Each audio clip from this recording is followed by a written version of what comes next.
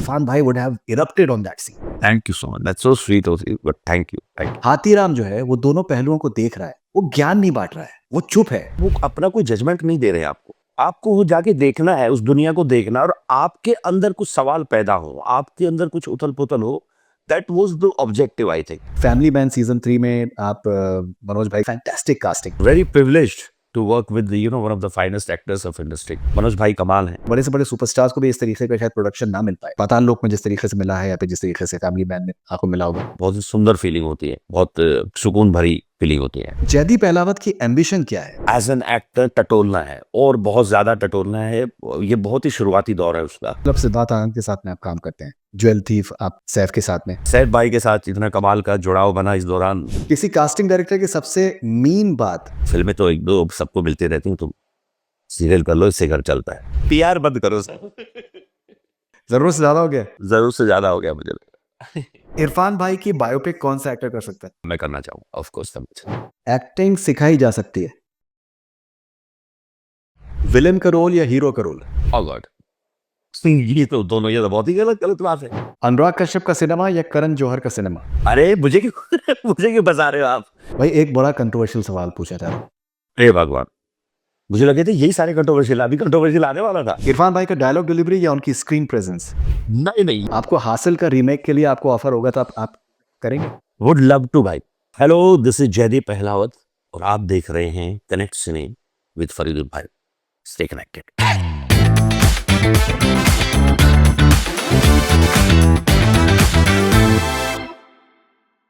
Jaideep, welcome on connect cine, कैसे हैं आप? ना बढ़िया भाई, आप बताइए। Thank you. बहुत बढ़िया, बहुत मुबारकबाद आपको पाताल लोक सीजन 2 के लिए। Thank you. और मेरा पहला सवाल आपसे ये होगा कि महाराज में आपने, आपका एक चिजल्ड बॉडी थी, आपकी आपके आपके वॉशबोर्ड एब्स थे, चिजल्ड आपका पूरा फेस था, खूबसूरत आप दिख रहे हैं उसके अंदर, और काफ़ी बॉडी शॉट्स आपके काफ़ी थे। पाताल लोक सीजन सीजन 2 में आपने अपेरेंटली 20 किलो आपने करीबन वज़न आपने बढ़ाया। भाई एक एक एक्टर के लिए वैनिटी को अलग कर पाना कितना आसान है, कितना मुश्किल होता है? मुझे लगता है भाई, ये डिपेंड करता है कि आप कैसे हो, किस तरह से अपनी लाइफ को देखते हो, किस तरह से आप अपने अपने आप को एज एन एक्टर देखते हो। I think it's easy. I am not not that difficult to handle that. If you if your focus is right, if you feel that you are part of this unit of filmmaking, it depends, person to person and set to set actually. Right, नहीं because भाई बहुत से ऐसे ऐसे actors हैं, stars हैं for example, जो चाहे कुछ भी रोल हो, लेकिन ये है कि वो अपने फ़िज़ीक के ऊपर कॉम्प्रोमाइज़ नहीं करते हैं, अपने लुक के ऊपर कॉम्प्रोमाइज़ हम्म। नहीं करते हैं बहुत हद तक व्हाट्सएवर। और जी। थोड़ा बहुत समझ में आता है, लेकिन यहाँ पर 20 किलो जो है बढ़ाना is something which is an, अगर देखा जाए तो ये बहुत ही साधारण सा इंसान है, रोज़मर्रा का इंसान है, मिडिल क्लास इंसान है, and it's not exactly like an attractive side, it's the personality, जो उसकी शख्सियत है, वो उसको खूबसूरत बनाती है। लेकिन फ़िज़िकैलिटी जो होती है, वो उसको देख पाना अपने अपने एक अपने अपने खुद के लिए मुझे लगता है कि थोड़ा-सा मुश्किल तो है। बिल्कुल है, बिल्कुल आप सही कह रहे हैं, बहुत मुश्किल होता है उस वक्त। ना सिर्फ देख पाना, बल्कि उस वक्त उस वेट बढ़ने के साथ जो फिजिकल प्रॉब्लम्स आती हैं कि आप यू आप ओवरवेट हो बेसिकली, तो आपके घुटनों पे, आपकी कमर पे उसका असर पड़ता है। तो रेगुलरली आप जो फिजियो है, आप उससे अपने शरीर को जांच में रखते हो। और शूट के टाइम पे ऑफ कोर्स आपकी बहुत सारी एक्सरसाइज हो जाती है। वो जो होता है ना आपका 10,000 स्टेप्स वाला मामला, अगर मैं मान के चलूँ, तो वो ज़रूर होता है। बट मुझे लगता है कि मसल्स बहुत टाइट होना शुरू हो जाती हैं, बिकॉज़ आपकी बॉडी बहुत ज़्यादा ओवरवेट पे है। और पर मुझे लगता है हाथीराम के लिए वो किया जा सकता है। मुझे याद है सीज़न 1 के लिए यशोधीप भाई ने बस एक बात बोली थी कि भाई बस वेट बढ़ा लेना, क्योंकि वो अ, वो उस आदमी का एक वो है, वो लुक है, वो दिखना चाहिए कि वो हारा हुआ है, और यू नो हथियार डाले हुए हैं ऑलमोस्ट। तो and he almost drinks every day and everything, खाने पीने का कोई ख्याल नहीं, वो तो ऐसा आदमी मोटा हो जाता है। तो वही एक रिक्वायरमेंट थी। उसके अलावा कुछ नहीं। बट हाँ, मेंटली फिजिकली आपका उसके ऊपर असर पड़ता है, इसमें कोई कोई दो राय नहीं। बट वो थोड़े से टाइम के लिए आप उसको हाथीराम के प्यार के लिए कर सकते हैं।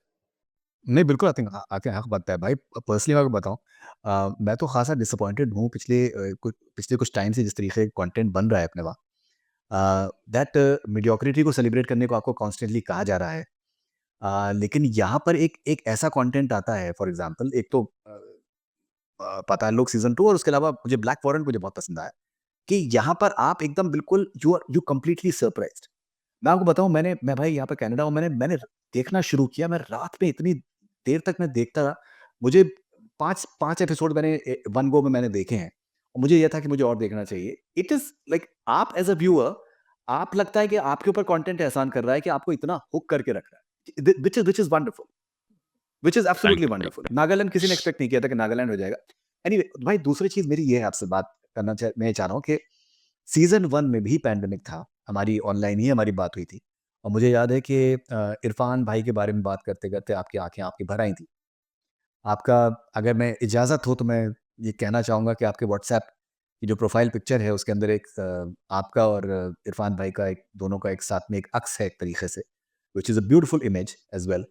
अम, हाथीराम जब उसकी शराब की बोतल बैग में खुल जाती है और वो अपने अंडरगारमेंट्स को जब सुखा रहा है, भाई मुझे लगता है कि इरफ़ान भाई would have erupted on that scene. Thank you so much, that's so sweet of you, but thank you, या।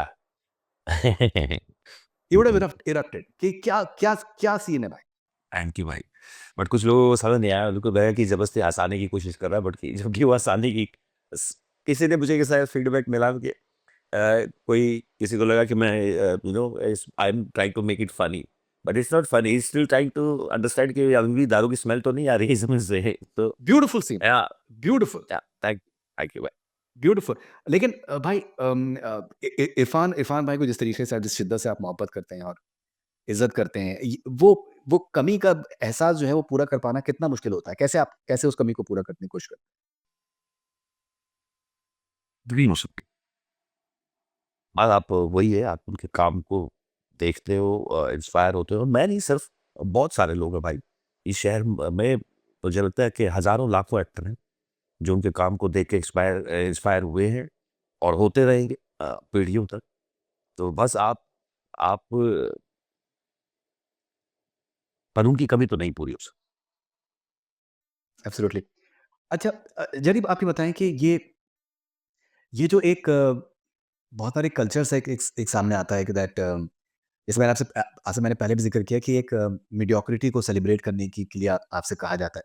आप एज़ एन एक्टर जो हैं, जब आपके सामने कोई सर्टेन कंटेंट आता है और उसकी स्क्रिप्ट्स आती हैं एंड आपको एहसास होता है कि ये दिस इज़ नॉट व्हाट जो मेरा एक स्टैंडर्ड अपने लिए रखना चाह रहा हूँ, शायद ये उसके अकॉर्डिंग शायद नहीं है। आप कैसे डील करते हैं इससे? ओह! जनरली तो आप यही करते हो कि आप बोल देते हो कि सर ये नहीं हो पाएगा मेरे से, या कोई भी चीज़ आप बोल देते हो। आप स्पेशली बोल पाता हो कि सर ये नहीं हो पाएगा, थोड़ा-सा मुझे थोड़ा-सा ठीक नहीं लग रहा है, मुझे फ़ील नहीं आ रहा है इसको करके। और और सच बताऊँ तो भाई 1 साल में 90% काम मीडियोक्रे ही होता है। ये बहुत मुश्किल है कि अगर 100 फ़िल्में रिलीज़ हो रही है तो 100 की 100 मतलब ऐसे टॉप नॉच फ़िल्में होंगी। ऐसा पॉसिबल नहीं है, क्योंकि क्लास में जब 20-30 स्टूडेंट होते हैं तो एक ही टीचर पढ़ा रहे हैं उनको, सेम टीचर पढ़ा रहे हैं सबको। बट कुछ ही लोग ऐसे होते हैं जो बेटर निकल के आते हैं, जिनकी रिसीविंग पावर बेटर है, जो डिलीवर बेटर कर पाते हैं। तो ये एक्सपेक्ट करना कि हर काम कमाल का होगा, या बट ये ज़रूर एक्सपेक्ट करना चाहिए कि जो काम बहुत अच्छा होता है उसको उसको सेलिब्रेट करना चाहिए सब। ये नहीं कि अरे यार हम इसका हिस्सा नहीं है तो हम सेलिब्रेट नहीं करना चाह रहे। मतलब तो इतनी सुंदर बात, अभी एक छोटा-सा इंसिडेंट, महेश भट्ट जी ने मुझे फ़ोन किया और उन्होंने बहुत ही सुंदर बात बोली कि अ, इसलिए नहीं कि मुझे काम पसंद आया, सिर्फ़ यही एक रीज़न है। मुझे एक लेगेसी है हमारी कि जब हम नए-नए ब इंडस्ट्री में आए थे तो कोई अच्छा काम होता था हमसे, तो हमारे जो सीनियर्स थे वो नंबर ढूँढ-ढूँढ के हमें फ़ोन करते थे कि भाई ये काम बहुत अच्छा किया तुमने और ऑल द बेस्ट और लगे रहो।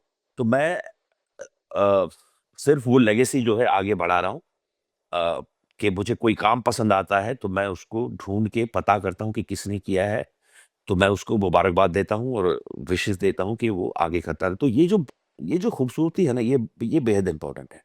बाकी काम ऊपर-नीचे होते रहेंगे, उसमें उसमें ज़्यादा मतलब मैं उस तरह से सोचता नहीं हूँ, क्योंकि अ, मैं भी मीडियोकर काम करूँगा। ऐसा नहीं है कि मैं हमेशा ही कुछ ऐसा ग्रेट लेके आऊँगा, क्योंकि वो डिपेंड करता है कि आपकी स्क्रिप्ट कैसी है, अ, आपके लोग कैसे हैं, आपका डायरेक्टर कैसा है।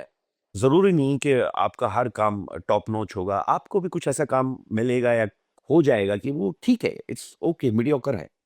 बट उसमें गलती नहीं है, क्योंकि हर काम टॉप नॉच नहीं हो सकता है। वो 10% काम ही होगा साल में, और आप खूबसूरत इस बात को समझो कि अगर खुशकिस्मत हो कि आपको वो 10% में आपको मौका मिल गया। क्या बात! ज़रूरी नहीं कि आप उसका हिस्सा हो पाते। इसलिए मैं बोलता हूँ कि अ, 2019 में 18 में जब वो स्क्रिप्ट मेरे पास आई थी, that day I was one of the luckiest actors in Bombay ना, कि वो काम मेरे पास आया, चल के आया। मैं किसी काम का हिस्सा हो पाया, ये ये बहुत खुशकिस्मती की बात है कि आप किसी अच्छे काम का हिस्सा हो पाए हो। चाहे किसी भी कारण से रहे हो। आप तैयार थे, आपके पास डेट्स थी, आप शहर में थे, आप बीमार नहीं थे, बहुत सारे कारण हो सकते हैं ना। तो या बाकी चीज़ें चलती रहती हैं साथ में। ओके। भाई एक जो मुझे बात और मुझे बहुत आपके किरदार के बारे में अगर बात करें वातावरण में जो मुझे बहुत पसंद आई कि या नागालैंड की अगर बात करें तो ये चीज़ जो बहुत अप्रिशिएबल है कि बहुत बहुत बार नॉर्थ ईस्ट को बहुत स्टीरियोटाइप किया जाता है। बहुत सीनियर लोगों ने भी बहुत मतलब काबिल लोगों ने भी नॉर्थ ईस्ट को एक तरीके से स्टीरियोटाइप किया है, लेकिन यहाँ पर जो एक जेन्युइन एलिमेंट है वो कमाल का है। सुदीप एपरेंटली उन्होंने नागामीज एक उन्होंने डिप्यूट करी थी एक लेडी जो जिनको ये पूरे उनके पास एक पावर था कि अगर कोई चीज़ पॉलिटिकली इनसेंसिटिव लगे तो उसके बारे में आप हमें you should make us aware immediately बिल्कुल, विदाउट हेजिटेटिंग। पॉलिटिकली, सोशली कुछ भी। जी, दैट वाज़ वंडरफुल। आपके किरदार के बारे में अगर बात की जाए, एक तो इस ड्रामे इस सीरीज़ की सबसे खूबसूरत बात ये है कि 2 पहलू हैं, दोनों अपनी जगह कन्विंसिंग लगते हैं, दोनों को जस्टिफाई करने की कोशिश नहीं की गई, दोनों दोनों पहलुओं को वैसे के वैसे रखने की कोशिश की गई। हाथीराम जो है, वो दोनों पहलुओं को देख रहा है, वो ज्ञान नहीं बाँट रहा है, वो चुप है। उसका जो साइलेंस है, दैट इज़ सो ब्यूटीफुल। वो अपनी अपनी कोई ओपिनियन नहीं दे रहा है, वो सुन रहा है दोनों चीज़ें। उसका कुछ फ़ोकस कुछ और है, उसके उसके मसले कुछ और है। ये और ही इज़ अपैरेंटली कुछ हद तक इंडिफरेंट लग रहा है, but I think that's a beautiful way of making a statement as well. या ऑफ कोर्स सी ये ऑलमोस्ट वही, ये मुझे लगता है कि यही है सुदीप भाई की कलम का कमाल है ये, कि वो इस तरह से इन किरदारों को सामने रखते हैं कि वो अपना कोई जजमेंट नहीं दे रहे हैं आपको। जी। आपको वो जाके देखना है, उस दुनिया को देखना है, और आपके अंदर कुछ सवाल पैदा हो, आपके अंदर कुछ उथल-पुथल हो, that was the objective I think. और हाथीराम भी उनमें से एक ही है। वो उस जगह से बहुत ज़्यादा जुड़ा नहीं है, उसको ज़्यादा जानकारी नहीं है, पर फिर भी वो इमोशनल लेवल पे अटैच होता है उनके साथ। उनके उनके साथ उसका अटैचमेंट बनता है, उस जगह के साथ, लोगों के साथ, और वहाँ की दिक्कतों के साथ। और क्योंकि वो एक बहुत ही आम साधारण किरदार भी है, जिसके पास जो लिमिटेड पावर्स हैं, वो वहाँ उनका इस्तेमाल भी नहीं कर सकता है। बट उसको सिर्फ़ ये है कि सच जानना है, कि मुझे ये पता करना है कि ये हो क्या रहा है। जो कि बड़ी ही इनहेरिट क्वालिटी है हाथीराम की, अ, कि उसको उसको सच जानना उसके लिए बेहद ज़रूरी है। चाहे उस सच का वो कुछ कर पाए या ना कर पाए, उससे कुछ बदल पाए या ना बदल पाए, लेकिन उस वो तब तक बैठता नहीं है जब तक कि उसको पता ना हो कि हुआ क्या था। चाहे फिर वो अ, उसके लिए तो केस इतना ही था ना, उसको रघु पासवान को ढूँढना था। उसका केस इतना ही था, बाकी कड़ियाँ जुड़ती चली गई और वो कहीं की कहीं पहुँच गई। और उस दौरान जो उसने खोया, उसका सच जानने के साथ-साथ घूम के वो वापस रघु पासवान पे भी आता है। वो वहाँ भी खाली नहीं बैठ सकता कि अच्छा ठीक है, इतना मेरे साथ इतना कुछ हो गया, अंसारी को खो दिया मैंने, मेघना को खो दिया, अब भाड़ में जाए रघु पासवान। नहीं, यही खूबसूरती है उस किरदार की, कि वो सच को जाने बिना नहीं रह सकता, तो उसको वो सच भी जानना है कि उसके साथ क्या हुआ था। और वो दृष्टा है, वो हम जैसा है। बाकी सब हम बहुत सारे लोगों जैसा किरदार है, कि वो दृष्टा है, वो देख रहा है। उसको पता है कि क्या हो रहा है, पर कुछ कर नहीं पा रहा है। सुदीप के बारे में बहुत बात हो रही है, मुझे लगता है कि बात होती रहनी चाहिए, बहुत कमाल का डायरेक्शन है, बहुत ब्रेव डायरेक्शन है, बहुत बहुत ही उम्दा डायरेक्शन है। एक शख्स के बारे में मुझे लगता है कि शायद बात होना चाहिए, वो हैं अभिषेक बैनर्जी। जो हुँ। कास्टिंग है इस सीरीज़ की, गज़ब की कास्टिंग है भाई। नहीं, सुदीप भाई के साथ-साथ सुदीप भाई का एक जस्ट अ करेक्शन भाई, सुदीप भाई इसकी क्रिएटर है, राइटर हैं, वो बिल्कुल है। अविनाश अरुण जो हैं उन्होंने डायरेक्ट किया है पूरा शो। उन्होंने पूरा शो शूट किया है, is the DOP also. So that man is a big contribution to the show. Uh, Sudeep, Avinash और ऑफ कोर्स जो ऑन ग्राउंड जो कास्टिंग हुई है अ, अभिषेक बैनर्जी के टीम से निकिता ग्रोवर लड़की हैं जो कि कमाल कमाल काम किया है उन्होंने स्पेशली नागालैंड में रह के 3 महीने, ढाई 3 महीने उस लड़के ने जितनी मेहनत से एक ही कैरेक्टर को ढूँढा है और उसके इंटरव्यूज़ किए हैं, उसका उनको सिखाया है कि ऑडिशन कैसे देते हैं, फिर उनका ऑडिशन किया है। It was a huge task for her and she killed it. Right, right. Okay and भाई जब सीज़न 1 की इतनी इतनी तारीफ़ हुई, सीज़न 1 के बाद में हमारी मुलाकातें हुई, हम आपसे बात हुई और एवरीवन वाज़ आस्किंग पता लोग सीज़न 2 कब आएगा? अ, आपको आपको इस चीज़ का तो मेरे ख़्याल से एहसास हो चुका होगा कि आज से 20 साल बाद भी जब आपके करियर के बारे में बात होगी तो पठान लोग will be a very very important part of it. मुझे लगता है बहुत से एक्टर्स एक्टर्स अच्छा काम करने के बावजूद भी उनके पास शायद 1 या 2 इस तरीके के काम नहीं होते जो कि इस इतने ज़्यादा जो है उनके साथ में जुड़ जाते हैं। ये कितना बड़ा अचीवमेंट है आपके लिए? जी, बहुत बड़ा है भाई, जेनुइनली बहुत बड़ा है। मैं आप बिल्कुल ये सही बात कह रहे हो कि अगले 20 साल में जितना भी काम करूँगा मैं 20-25 जब तक मैं काम कर रहा हूँ, मुझे लगता है पाताल लोक हमेशा उनमें से वन ऑफ द फेवरेट्स रहेगा। अ, और उसका नाम गिना जाएगा, उसका ज़िक्र होगा। ये इसमें कोई दो राय नहीं है, ये बहुत बहुत अच्छी फीलिंग है। Right, okay. एंड अभी फैमिली मैन सीज़न 3 में आप मनोज भाई के साथ में एक कमाल का डुएल होने वाला है। मुझे लगता है कि that that once again is a fantastic casting. Because ये अपने आप में एक आप दोनों को एक-दूसरे के साथ में देखना सेम फ्रेम में I think that that in itself will be wonderful specially जो एक जिस तरीके कैरेक्टराइज़ेशन राजन डी के करने की उनकी एबिलिटी है। Um, how excited are you for Family Man season 3 because this is going to be big. Very excited and very privileged to work with one of the finest actors of industry. Manoj भाई कमाल हैं। उनके साथ काम करके अ, वो उनके साथ सीन्स में खड़े होके साथ में आपको ना एक आप कुछ सीख रहे होते हो। हर पल, हर दिन कुछ न कुछ सीख रहे होते हो। अ, और वो बहुत ज़्यादा कुछ बता नहीं सकता, नहीं तो मेरा मन तो है बहुत कुछ कहने का, पर जब आएगा तब बताऊँगा आपको। बट डेफ़िनिटली सुंदर स्क्रिप्ट, अच्छे लोग, अच्छे डायरेक्शन और जो मेरा एक्साइटमेंट था मनोज भाई के साथ काम करने का, वो बहुत कमाल का था और है अभी भी।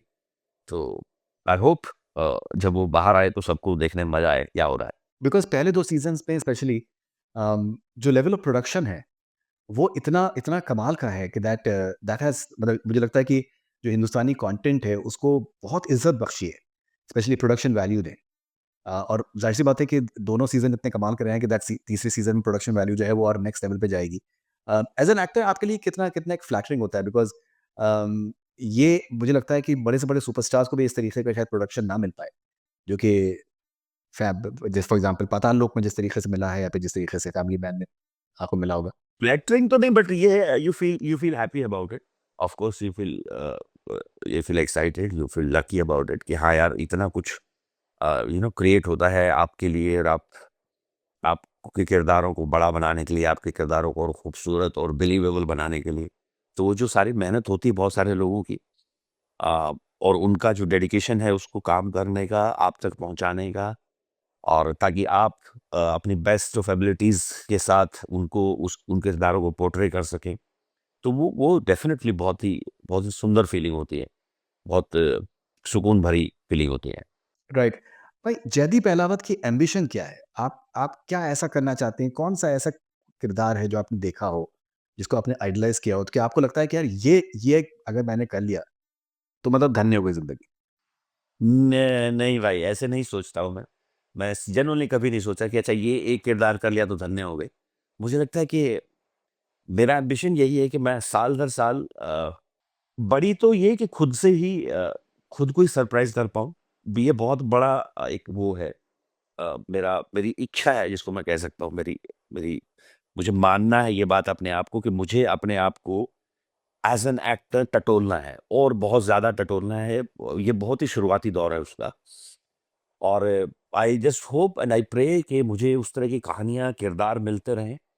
मैं रेलेवेंट रहूँ फ़िल्म मेकिंग को लेके, सिनेमा को लेके, क्योंकि बहुत जल्दी चीज़ें बदल रही हैं। इतना सारा कंटेंट आ रहा है, इतने सारे तरीके के काम आ रहे हैं, अलग-अलग तरीके के लोग उसमें जुड़ रहे हैं। तो आई जस्ट होप कि उस तरह की कहानियाँ, उस तरह के किरदार मुझे मिलते रहें, जहाँ मैं अपने आप को सरप्राइज़ कर सकूँ। और अगर वो कर पाया मैं, तो मुझे लगता है कि मैं अपने ऑडियंस को, अपने जो जो काम देखते हैं, जो लोग अच्छे काम को पसंद करते हैं, उनको भी शायद सरप्राइज़ कर पाऊँ कि अरे वाह! ये पहल ऐसा कहीं देखा नहीं है। तो वो जो एक आपके अंदर जो एक यू नो एक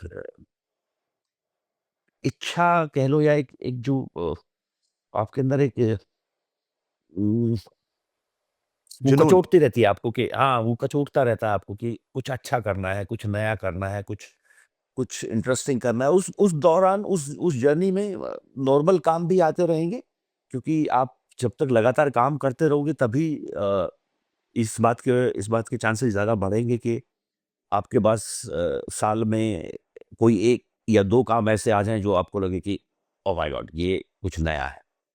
अ, तो आई जस्ट होप कि मैं वो करता रहूँ। ओके, नाउ फॉर एग्ज़ाम्पल आप सिद्धार्थ आनंद के साथ में आप काम करते हैं। ज्वेल थीफ आप सैफ के साथ में। अम, कैसा तजुर्बा होता है with such sort of platform and such sort of production once again? Very very fun, you know कई बार आपको उस तरह के किरदार जो आपको लगता है कि क्या ये इनको प्ले करना इतना आसान होगा, जितना लोगों को लगता है कि ये अरे ये तो चलते फिरते भी कर सकते हो, ऐसा नहीं होता है।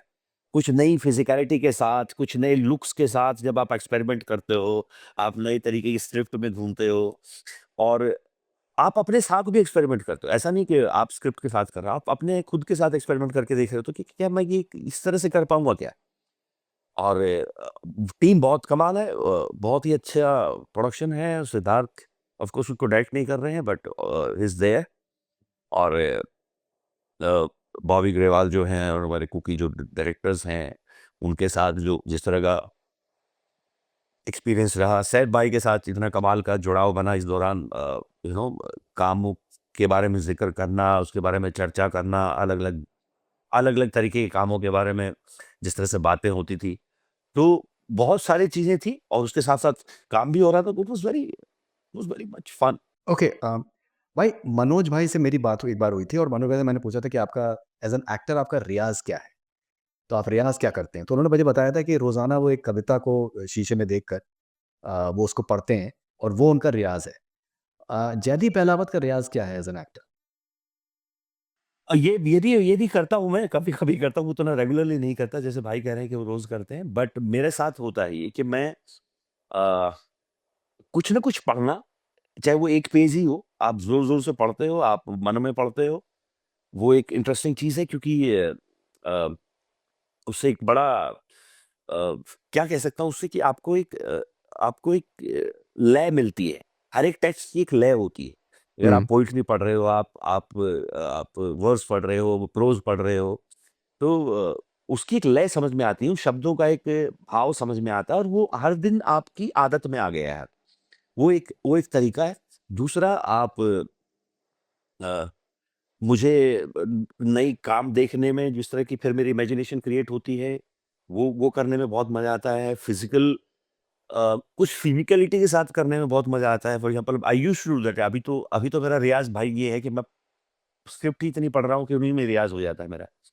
तो वो उसके साथ-साथ काम लगातार चल रहा है, तो वो भी अपने आप में एक रियाज़ ही है। जब आप काम करते हो, तो आप हर दिन कुछ नया कर रहे हो, कुछ नया सीख रहे हो, और उसी को इम्प्लीमेंट भी कर रहे हो कि चलो अगले इसमें करके देखते हैं, अगले सीन में इसको करके देखते हैं। वो भी एक रियाज़ है। और मैं फिज़िकैलिटी के साथ करता था, अभी कभी-कभी कम होता है वो, कि मैं इस तरह से करता था कि चलो आज मैं कोशिश करके देखता हूँ कि मैं ये हाथ यूज़ नहीं करूँगा, या ये एक पैर यूज़ नहीं करूँगा। अच्छा, आज मैं कोई एक कुछ एक नई तरीके की फिज़िकैलिटी के साथ एक्सपेरिमेंट करूँगा कि अच्छा इसके साथ हो सकती है कि नहीं हो सकती। तो you keep your body and your mind engaged in few things, makes it interesting. You keep क्या ऑयलिंग करते रहते हो बेसिकली आप। ओके। भाई आपने ये भी कहा है कि दैट आप रोमांस करना चाहेंगे हीरोइन्स को, आपको उस तरीके के मौके नहीं मिल पा रहे हैं। नहीं, नहीं मैं कर रहा हूँ। मैंने किया अभी रेणु के साथ रोमांस है वहाँ हाथीराम में, बिल्कुल है। जी। अ जैसे अगर हम देखें जैसे फारूक शेख साहब, नसीर साहब फॉर एग्ज़ाम्पल, इवन इरफान भाई फॉर एग्ज़ाम्पल, जी। जब इन्होंने जब रोमांस किया तो किस शिद्दत का रोमांस किया? मतलब किस ओह! शिद्दत का रोमांस, मतलब कथा अगर आप देख लें, चश्मे बिल्कुल, बद्दूर आप देख लें फॉर एग्ज़ाम्पल, तो वो जो बिल्कुल। रोमांस है, या फिर इरफान मकबूल भाई देख का लें। जो मकबूल देख लें, या फिर इरफान भाई का आप जज़्बा देख लें, जो ऐश्वर्या जी के बिल्कुल। लिए जो एक डायलॉग उनका है, वो जी। क्लासिक डायलॉग है कि बाहों में या, रहती। तो या। जयदीप अहलावत किस किस्म का रोमांस करने की सलाहियत रखते हैं? देखो, अ, सलाहियत तो यही है कि मकबूल जैसा कुछ करें, चश्मे बद्दूर जैसा कुछ करें। क्योंकि मुझे हुँ, लगता है कि जो जो रोमांस शाहरुख खान साहब कर सकते हैं, वो हम में से किसी की औकात नहीं है। हुँ। वो उसको हमें छूना भी नहीं चाहिए किसी को भी। पर मुझे मेरा ये मानना है कि मैं एक्सपेरिमेंट करने के तौर पे कर सकता हूँ वो, पर मुझे लगता नहीं कि कोई मैं बहुत ज़्यादा सक्सेसफुल हो पाऊँगा। बट मुझे लगता है मकबूल जैसी कहानियाँ हैं, अर्थ जैसी कहानियाँ हैं, बाज़ार है, ब दूर क्यों जा रहे हैं हम, अपने हरी भाई, संजीव कुमार साहब का जो रोमांटिक फ़िल्में हैं, क्या बात! वो वो जो वो जो रोमांस है, वो थोड़ा-सा मुझे लगता है कि वो बेटर प्ले कर पाऊँगा मैं। So rapid fire with Jaideep Ahlawat. भाई अगर आप हाथीराम चौधरी के दोस्त होते, तो उनको क्या सलाह देते? मैं बोलता यार थोड़ी दारू कम पी, बहुत ज़्यादा हो रहा है तेरा। ओके, भाई अपनी मार्केटिंग स्किल्स को 10 में से कितने नंबर्स देंगे आप? मार्केटिंग स्किल्स 0,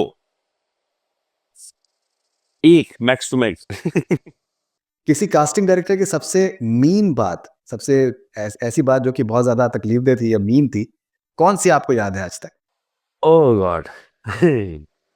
अ, मुझे एक बार किसी ने कहा था कि मैं कुछ एक फ़िल्म कर चुका था 2 एक, लेकिन वो कुछ ख़ास ऐसा उसके बाद भी बहुत अच्छा काम नहीं आ रहा था, तो ही offered me a serial and he said कि अरे! फ़िल्में तो 1-2 सबको मिलती रहती हैं, तुम सीरियल कर लो, इससे घर चलता है। भाई एफटीआई की सबसे ख़ास बात, अगर एक सेंटेंस बता सकें? The way that environment gives you so much knowledge about cinema without letting you know. करें, लोगों की संगत। उस वो संगत जो है ना वो कमाल की है। हुँ, वही आपको बहुत कुछ सिखा देता है। ओके। कोई ऐसा एक्टर जो कोई ऐसे शख्स एफटीआई में जो आपको याद हो? बहुत सारे लोगों से मतलब क्या होता है ना, जैसे मेरा ही बैच था, मैं आपको बता दूँ। हम हम सब क्या करते थे कि एक-दूसरे को चैलेंज करते रहते थे कि अच्छा तू ये वाला सीन है, तू इसको ऐसे करके दिखा। फ़िल्में देखी हैं तो उसको हम बैठ के डिस्कस करते थे कि ऐसा क्या सही था और क्या गलत था, और अगर सही था तो क्यों सही था और गलत था तो क्यों गलत था। तो मुझे लगता है कि सारी पूरा एनवायरनमेंट जो है ना, जब भी वहाँ कहीं बैठे होगे आप, चाहे आप इंस्टीट्यूट के किसी भी कोने पे बैठे हो, अगर 4 लोग एक साथ बैठे हैं ना, तो घूम फिर के 15, 10, 5 मिनट बाद जो बातें हैं वो फ़िल्मों पे आ जाएँगी। वो कैमरा पे आ जाएँगी, वो एडिटिंग पे आ जाएँगी, वो साउंड पे आ जाएँगी, वो स्क्रिप्ट के ऊपर आ जाएँगी, वो एक्टिंग पे आ जाएँगी। तो आप लगातार उस फ़ेज़ में इतना रहते हो कि आपको पता ही नहीं चलता कि कौन-कौन आपको एनरिच कर रहा है उस डिस्कशन से। अमेज़िंग। एक एक्टर जिसे आप कभी भी किसी भी तरह देख सकते हैं? इरफान साहब undoubtedly, Tabu ji undoubtedly. Alright. Bollywood celebrity culture में क्या चेंज करना चाहेंगे आप? पीआर बंद करो सर। ज़रूरत से ज़्यादा हो गया? ज़रूरत से ज़्यादा हो गया मुझे लग रहा है। हर चीज़ सबको बतानी है, हर चीज़ सबको। भाई मेरी कुछ डायरेक्टर से मेरी बात हुई थी अभी मुंबई में जब मैं था, तो अनीस बज़मी भाई ने मुझे एक बात बताई कि सर्टेन एक्टर्स की जो टीम होती है, वो आके मॉनिटर में सीन देखते हैं और उसमें वो उसके ऊपर ओपिनियन बताते हैं, which is something which is very wrong. हाँ, बिल्कुल होता है, बिल्कुल होता है। बहुत गलत, बहुत गलत। मैं खुद नहीं जाता मॉनिटर पे। कल को सोचो मेरी टीम बैठी हो वहाँ, वो बता रहे हो डायरेक्टर को कि ये सही नहीं, गलत है। How bad is that? अगर बताना ही तो कम से कम आके मुझे बताओ। कि मुझे ऐसा लग रहा है कि वो सीन में ही गलत है, तो उनको क्यों बता रहे हो? राइट। भाई नॉर्थ ईस्ट की सबसे खूबसूरत चीज़ आपको क्या लगी पाताल लोक के सीज़न के शूट में? लोग, वो लोग इतना इतना इतना कनेक्टेड है ना अपनी जगहों से, and they are very proud of it, कि हमारी कल्चर है, हमारा पहनावा है, खान-पान है, हमारा म्यूज़िक है। They feel so, you can see the pride in their eyes when they talk about their their things. अगर आपको एक आइकॉनिक बॉलीवुड डायलॉग दोबारा डिलीवर करने को कहा जाए तो वो कौन-सा होगा? आज खुश तो बहुत होगे तो। ओह! इंटरेस्टिंग, या इंटरेस्टिंग दीवार। या and that should be very interesting. What a I think what a moment. अगर आपको किसी एक फ़िक्शनल कैरेक्टर का दोस्त आप बन सकते तो वो कौन होता है? फ़िल्मी कैरेक्टर मतलब किसी भी तरीके के? फ़िक्शनल कैरेक्टर कोई किसी फ़िल्म का, किसी सीरीज़ का कोई कैरेक्टर। ओह! मैंने देखी नहीं है इतनी। पता नहीं, आयरन मैन का दोस्त बोला ठीक है। ठीक है, दैट्स अ गुड हाँ, मतलब दैट्स अ वही। Surprising choice but that's an interesting choice for sure. भाई इरफान भाई की बायोपिक कौन-सा एक्टर कर सकता है? कोई नहीं। और अगर मिले तो मुझे मिले, बस। आप करना चाहेंगे? और किसी को नहीं मिलनी चाहिए। हाँ, मैं करना चाहूँगा, ऑफ कोर्स समझ। बेपनाह मोहब्बत करते हैं आप? बहुत सारे लोग हैं मेरे जैसे, बहुत प्यार करते हैं उससे। अगर एक रोमांटिक फ़िल्म में हीरो का रोल ऑफ़र हो और आपके पास चॉइस हो हीरोइन को चूज़ करने के लिए, कौन-सी एक्ट्रेस को चूज़ करना चाहेंगे? एक्चुअली गलत चुनूँगा मैं। मुझे लगता है कि चॉइस मैं अपने डायरेक्टर पे ही छोड़ूँगा कि आप किरदार के हिसाब से सही चुनो, फिर रोमांस कर लें। कहानी के लिए रोमांस हो, ये वैसी वाली बात होगी। मैं हमेशा बोलता हूँ कि एक नायक की कहानी नहीं होती है, एक कहानी का नायक होता है। क्या बात है! तो कहानी की नायिका चुनो, नायक चुनो, रोमांस अपने आप उस कहानी में है, वो हो जाएगा। चलिए आप ये बताइए कि आपकी फ़ेवरेट हीरोइन कौन है? मतलब कोई भी एक्ट्रेस जो आपको लगता है कि एक ट्रेडिशनल तब्बू जी। बॉलीवुड। तब्बू जी। तब्बू जी की सबसे फ़ेवरेट परफ़ॉर्मेंस? वो ऐसे वाले एक्टर हैं जिनके अकाउंट कभी भी आप देख सकते हो। बहुत सारी है, मतलब मकबूल है। और हुँ। मकबूल में तो मतलब वही बता रहा कि हम क्लास में एक टाइम पे हमारे लिए, सबके लिए, पूरी उसके लिए कि एक एक होता ना कि आप आपके लिए टेक्स्ट बुक जैसा हो जाता है कि जाके देखो और रम जाओगे, आपको पता भी नहीं चलेगा क्या कर रहे हो।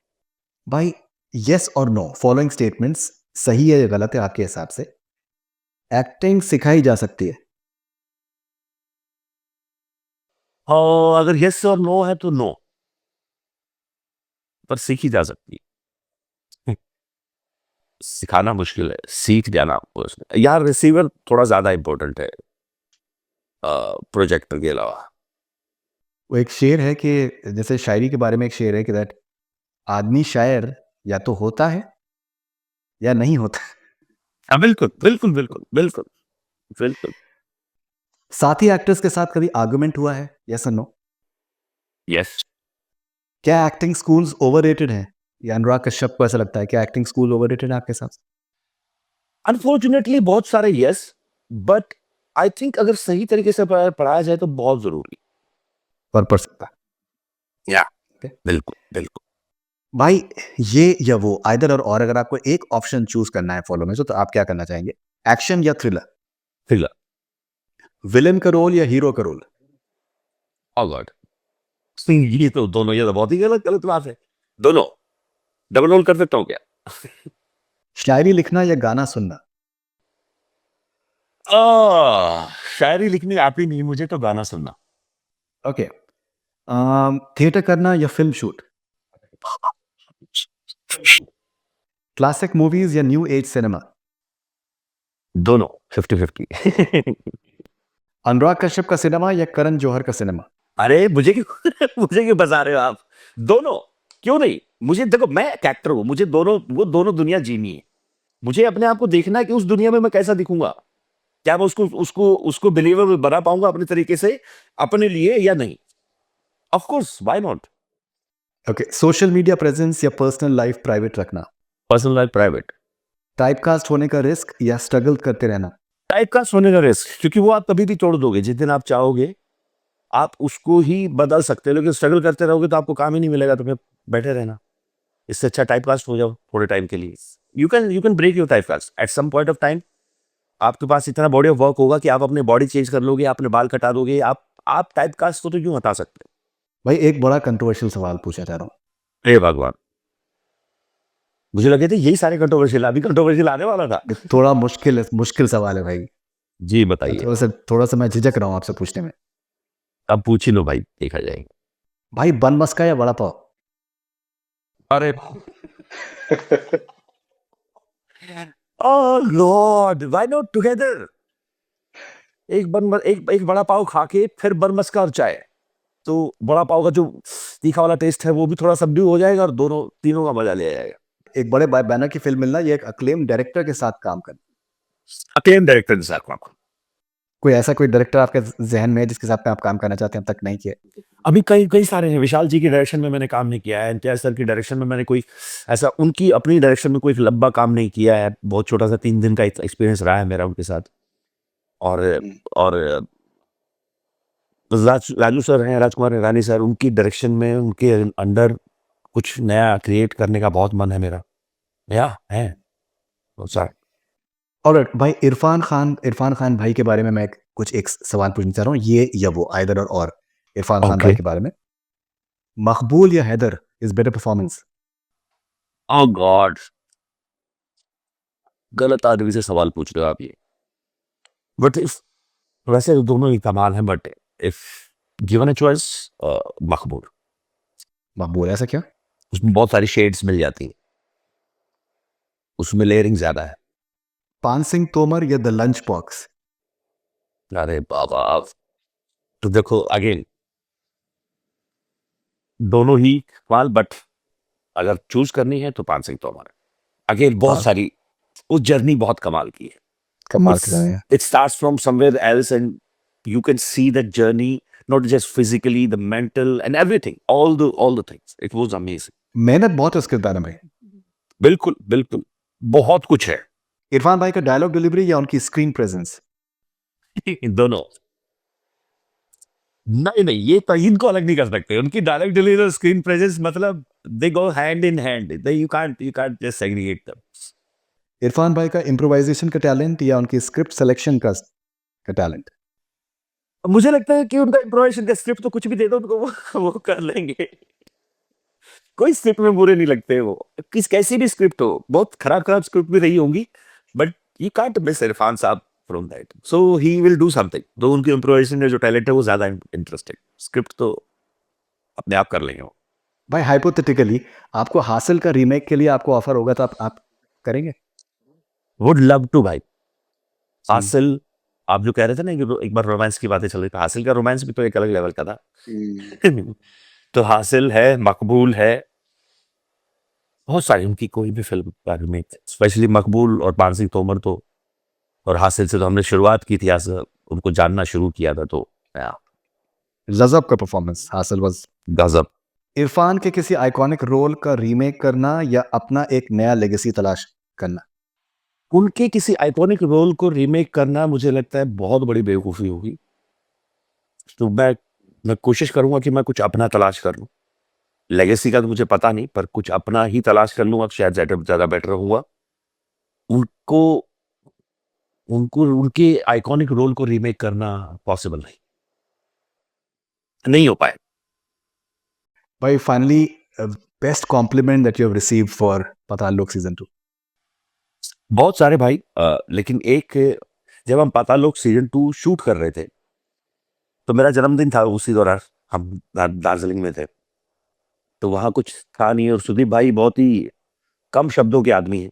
वो बहुत कम बोलते हैं इन टर्म्स ऑफ अपनी एक्सप्रेशन, अपनी फीलिंग्स को एक्सप्रेस करने के लिए। मुझे लगता है इससे बहुत ज़्यादा लिखते अच्छा हैं। पर वो कहीं से एक बहुत छोटा-सा कार्ड लेके आए और वो मेरे बेड के, हम सब नीचे पार्टी कर रहे थे, नाच-वाच रहे थे, तो बस मेरे रूम में गए और मेरे सिरहाने के बगल में जो एक टेबल थी उसके ऊपर रख के आ गए। मैं वापस आया और मैं बहुत बड़ा मुरीद हूँ उनका। मैं वापस आया, मैंने देखा कि अरे कुछ कार्ड रखा हुआ है, तो उसपे बहुत ही कुछ कम शब्दों में, मेरे भाई जन्मदिन बहुत-बहुत मुबारक हो। तुम्हारे अंदर का जो कलाकार है, तुम्हारे अंदर जो इंसान है, मैं उन दोनों का ही बहुत बड़ा, मुझे उन दोनों से बहुत प्यार है। और अगर तुम्हारे साथ काम नहीं करता तो ज़िंदगी भर मलाल रह जाता कि मैंने इरफान साहब के साथ काम नहीं किया। तुम्हारा भाई सुदीक्षा। और वो बहुत amazing. That is a very special compliment. Fantastic. Jerry, thank you very much. बहुत-बहुत शुक्रिया आपके आपके थैंक आपके यू भाई। वक़्त के लिए एंड कांग्रेचुलेशंस वन्स अगेन। पता लोग के लिए it's an absolutely brilliant performance and all the best wishes आपके आपके आने वाले सफ़र के लिए, और बहुत मुझे लगता है कि कमाल का सफ़र आपको होने वाला thank you man. Thank you so much. It's always lovely talking to you.